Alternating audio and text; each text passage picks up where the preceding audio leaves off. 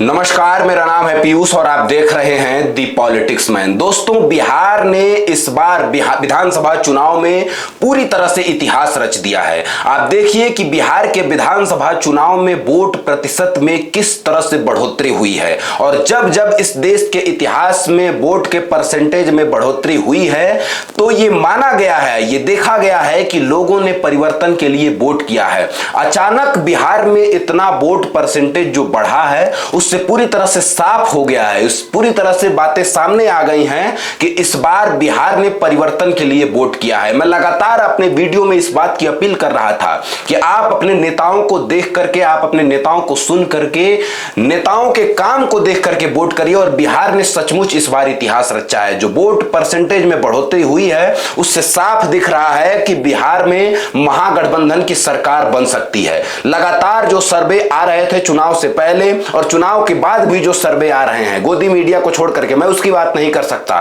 गोदी मीडिया के दिमाग में पूरी तरह से गोबर भरा है, इसलिए मैं उसकी बात नहीं करूंगा। लेकिन तमाम जो सर्वे निकल करके आ रहे हैं, तमाम जो पत्रकार, वहां के वरिष्ठ पत्रकार बता रहे हैं, उसमें साफ तौर पर यह देखा जा रहा है कि बिहार में महागठबंधन की सरकार बन रही है। वोट परसेंटेज में जिस तरह से बढ़ोतरी हुई है, युवाओं ने जिस तरह से वोट किया है महागठबंधन को, रोजगार के नाम पर जिस तरह से वोट पड़ा है, वो बहुत ही बड़ा परिवर्तन लाने वाला है बिहार के चुनाव में। और बिहार के चुनाव में इस बार तमाम चीजें हुई, उसके बाद भी लोग अपने मुद्दे से नहीं भटके हैं। लोगों ने मुद्दों पर वोट किया है और जिस तरह से वोट परसेंटेज बढ़ा है उसमें अब साफ तौर पर दिख गया है कि जो तेजस्वी यादव पिछले विधानसभा चुनाव में बहुत कम सीटों से चूक गए थे, इस बार चूकने वाले नहीं हैं। और जो कुछ आपको टीवी चैनलों पर दिख रहा है उस पर विश्वास मत करिए। ऐसे आंकड़े बिहार के चुनाव में नहीं आने वाले हैं भाई। गोदी मीडिया आपको झूठ दिखा रहा है।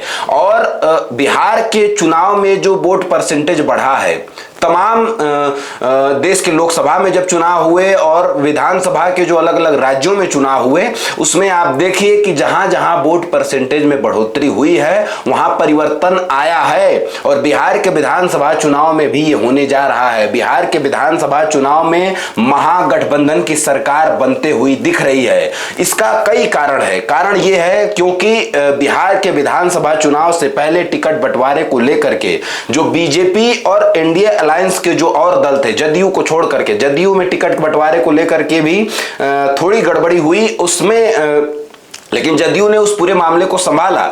और जो एनडीए गठबंधन के जो अलायंस के दल थे उनके टिकट, अब चिराग पासवान के दल को लेकर के तमाम पत्रकार ये बात कह रहे हैं कि चिराग पासवान को मोदी और शाह ने जिस स्ट्राइक रेट को देखते हुए सीटें दी थी, 29 सीटें, उसमें से 4 से 5 सीटें आने वाली है चिराग पासवान की। और यही विधानसभा के चुनाव में, बिहार के विधानसभा चुनाव में होने वाला है। जो आपको दिखाया जा रहा है कि चिराग पासवान 29 में से 25 तो पा जाएंगे, इस आधार पर दिखाया जा रहा है क्योंकि लोकसभा में 5 में से 5 सीटें पा गए थे।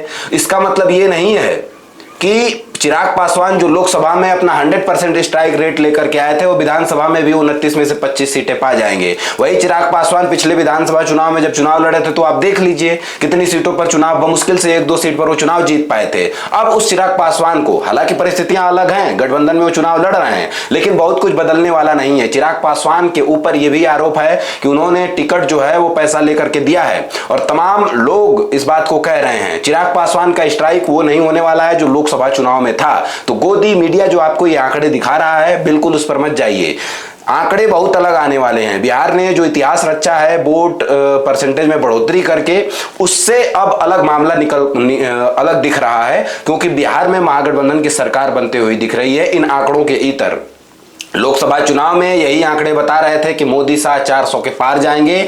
गनीमत रहा कि थोड़ा सा और नीचे आए होते तो सरकार भी नहीं बना पाते। वैसे नीतीश कुमार और चंद्रबाबू नायडू के साथ मिलकर के बैसाखी की सरकार चलाने को मजबूर हैं, जबकि यही गोदी मीडिया आपको बता रहा था कि ये 400 के पार जाएंगे। इस गोदी मीडिया भरोसा मत करिए, ये आपको गोबर जैसा ज्ञान देगा, इसको मत देखिए आप। वो आंकड़े झूठे दिखा रहे हैं। 4 दिन घूम करके बिहार में आप 243 सीटों का जो है गणना नहीं बता पाएंगे।